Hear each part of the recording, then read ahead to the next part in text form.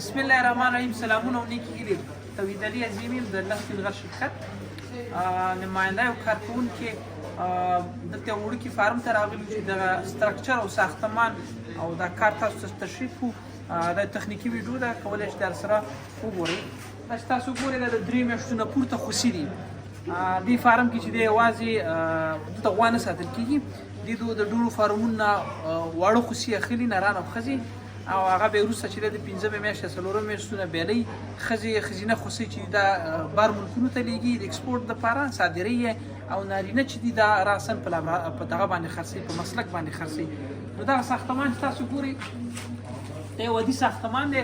دا لرګي دي، دا ښکاري تاسو ته، او دغه پایې چې دي دا هم د لرګي دي، او دغه ته کوم دي دا مواد چې دي دا تاسو زه وښیم. دا داسې دا هم ګوره داسې دغه غوندې داسې مواد چې مثلا حرارت مطفي دي. دا د کړکو اندازه ده، او دا چې دی دا د هوا د تهویې سیستم دی. په دې کې هوا چې ده ډیزي ته چې ده یخ هوا ده، او زما لاس ته نیولې ته هوا راځي، او دا ورته ځکه لګولی چې د هوا داسې راسن، دا ورته ځکه لګولی د هوا راسن دغه نه شي، لاسن په خوسي باندې ونه لګېږي هلته، ښه ده. نو دا دلته لګېږي او دلته اګزاست لګولی دی، او د هغې تر نه چې شی راځي تهویه کېږي.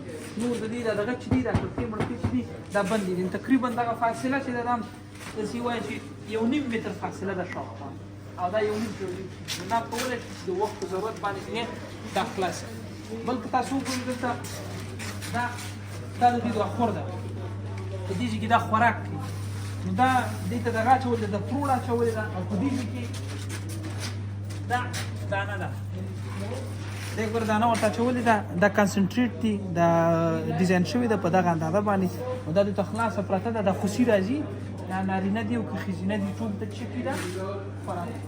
بل دغه ته دا پروړه چې ده دا هر یو ورځ بعد دې کې دا پروړه اضافه کېږي دلته، تر څو دا وچ پاتې شي، او د دې دغه ته کوم مرض لاړ نه شي، ګیډې ته یا نوم ته یا مثلا کله چې دلته ځای لمدېږي نو بیا دا مشکلات پیدا کوي، د هغې سره چې دی تنفسي مشکلات پیدا کوي. دا دروازه چې ده سټیل نه جوړه ده، دلته ښکاري چې د په دومره اندازه باندې دا خوره جوړه کړې چې هر خوسی دې کې څه کوي بیا دا دننه ځای چې دی دا دننه ځای چې دی داسې وګورئ دغه تقریبا 1.5 متر ساحه چې ده دا پخه ده، او دا خوسې تقریبا د یوې لښتې په اندازه باندې چې دی دغه خوره چې ده دا تقریبا د هغې نه لږه پورته ده. یعنې خوسې ډېر په اسانۍ باندې چې دی دغه کوي، د دې نه خوراک کوي. دلته ګروپونه تاسو ته وګورئ، په دې کې کافي اندازه باندې رڼا ده، دوی کولی شي چې شو کړي یو بل سره. نو دا چې دي دا ټول د یو عمر دي، د دې نه دا واړه شروع کېږي. بیا دغه دروازې چې دي منځ کې دا غټې دروازې تاسو ګورئ دا خلاصېږي، دا خلاصه کړي، د دې خوسي دلته راشي، بیا د دې خوسي هغلته ځي، او خبره سره کومې خبره په دې باندې چې کوم غټ دي هغه اخره کې هلته وځي، او د هغې ګروپ هلته ځي، د دې ګروپ دلته ځي، او دا ګروپ چې دلته راځي، دا ګروپ څنګه کېږي د دې لارې دلته.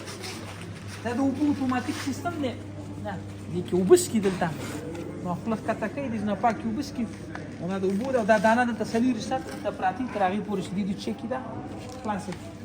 ځکه په اول وخت کې چې کله دا شیدې څکي دلته دې چون غوا نه لري، نو دې د خوسیو ته دلته وچ پوډر ورکوي تقریبا.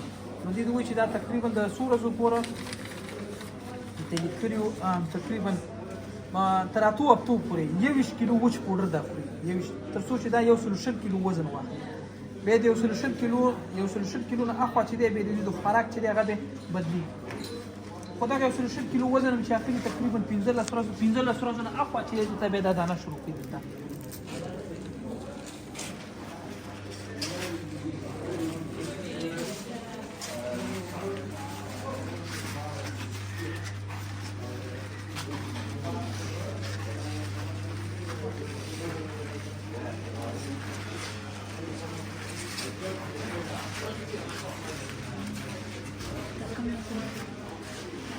دا بل نسل دی، دا لیموزین نسل ماته ښکاري، دا دغه نه دی، دا مومبیلیار نه دی، دا د غوښې دي، دا د دې نه ډایرکټ هسې که زه به بیا هم پوښتنه وکړم.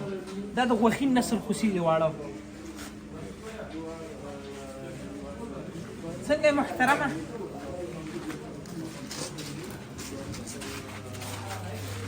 ښه بیا دا تاسو ګورئ دې نه چې کله غټېږي ته ګوره هغه واقعي چې دي هغلته دې ته بیل دي ته اچولي ورته کولې د هغې نه استفاده کوي.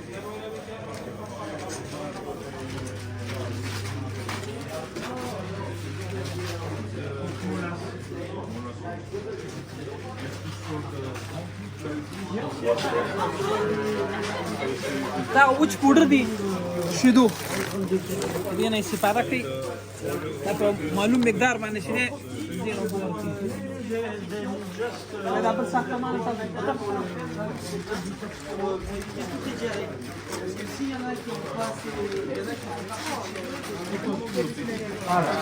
دا چې دا کراچي ده په دې کې تقریبا دا وچ پوډر نه دی دا وچ پوډر دا وچ پوډر حتی چې د سره ګرمي وي په خپل اندازه باندې اچي او دا د سیګدي دلته ناره یو به راځي دې نه به داسې کېږي یو دوه درې څلور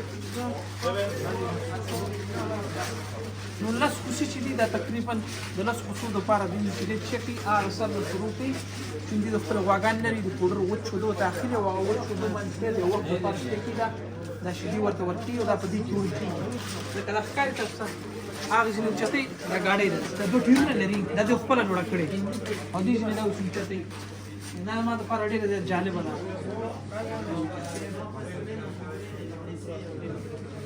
په یو شی بل دی دغه هغه سامان چې کله غټېږي دا دغه نه ده دغه سیستم چې دی د اخورې دا ښکاري تاسو ته دا که زه راواخلم چې بند یې کړمه زه کولی شم دا بند کړم که خوشی راځي کولی شي دې کې څه شي بند پاتې شي